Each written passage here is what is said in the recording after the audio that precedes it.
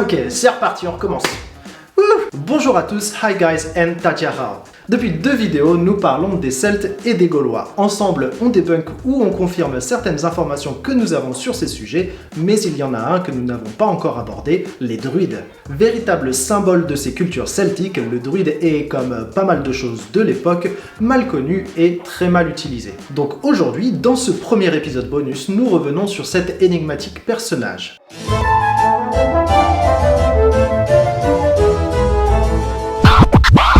L'honneur, le bon sens,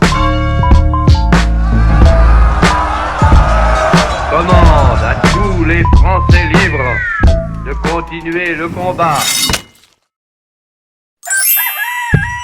Ah oui, pourquoi j'appelle ça un épisode bonus? Tout simplement parce qu'au lieu d'avancer dans l'histoire comme nous le faisons d'habitude, on s'arrête sur un point précis pour l'analyser. Par exemple, aujourd'hui, nous allons parler des druides. Et comme on en arrive bientôt à la Gaule d'après la conquête romaine, les druides, ils sont pas là très longtemps. Bref, c'est maintenant ou jamais. Donc, les druides. Aujourd'hui, on les imagine un petit peu comme ça ou comme ça aussi. Bref, des vieux gars à la barbe longue, un air mystérieux, un peu fou et très porté sur l'écologie. En fait, c'est un peu plus compliqué que ça. Les druides constituent l'une des 3 classes de la société celtique, ou gauloise en tout cas. Avec eux, on a aussi l'aristocratie guerrière et le peuple constitué des paysans, des artisans, des chasseurs, bref, les druides eux-mêmes sont classés en 3 catégories selon leurs fonctions et leurs connaissances. Il y a tout d'abord les vates, qui sont en fait des devins. Des devins ? Oui, des devins. Les vates étaient donc la partie spirituelle de l'iceberg druidique et s'occupaient de la médecine aussi. Bref, ce sont sûrement ceux que vous avez en tête quand vous pensez aux druides aujourd'hui. Et là, petite surprise, certains de ces druides étaient en fait des femmes.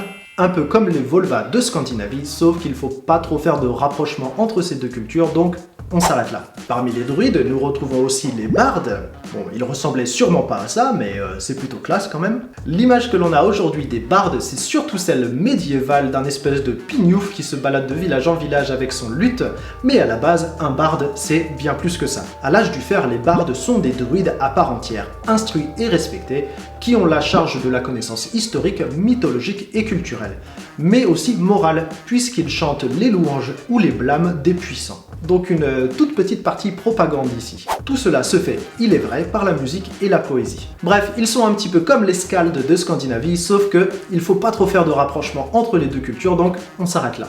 Et enfin, nous avons les druides, druides. Ce sont les plus importants et sont en charge de la partie théologique, philosophique et juridique, entre autres.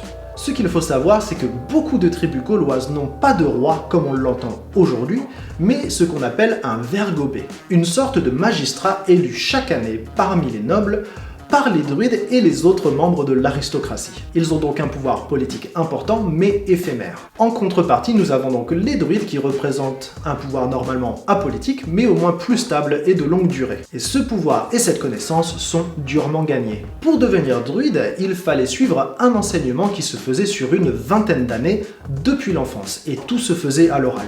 Les druides se méfient de l'écriture et de la paresse intellectuelle qu'elle entraîne. Du coup, ils devaient apprendre des milliers et des milliers de vers. Ils sont quand même trop forts ces druides. Moi là, par exemple, pour les vidéos, au max, je me souviens de 2 phrases à la fois. Après, faut pas croire, les druides, contrairement à ce que l'on peut penser, connaissaient l'écriture. Ils utilisaient parfois l'alphabet grec, l'alphabet latin ou l'alphabet étrusque et ont même inventé des symboles pour adapter ces alphabets au son de leur langue. Il faut préciser que les druides enseignent aux enfants de la noblesse, et donc tous les druides viennent de la noblesse eux-mêmes. Ils gardent donc certainement une forme de pouvoir due à l'importance de leur famille, comme par exemple le druide Diviciacos du peuple des Éduins, que Cicéron nous décrit comme un membre de l'aristocratie guerrière gauloise et de la classe sociale des druides. Un petit peu comme les Godard en Scandinavie, mais bon, on n'aime pas trop faire ce genre de comparaison ici. Diviciacos est le seul druide de l'époque dont nous soyons certains qu'il ait existé. Et ce parce qu'il était plutôt pote avec les Romains, les mecs qui écrivaient. Et c'est d'ailleurs un petit peu sa faute si César est venu se mêler des affaires des Gaulois. Mais ça, c'est pour la prochaine fois. Merci à vous d'avoir regardé cette vidéo. Si vous l'avez trouvée intéressante, vous pouvez la partager et ainsi nous aider à faire grandir cette petite chaîne. Je vous retrouve très bientôt pour la suite de l'histoire. A plus!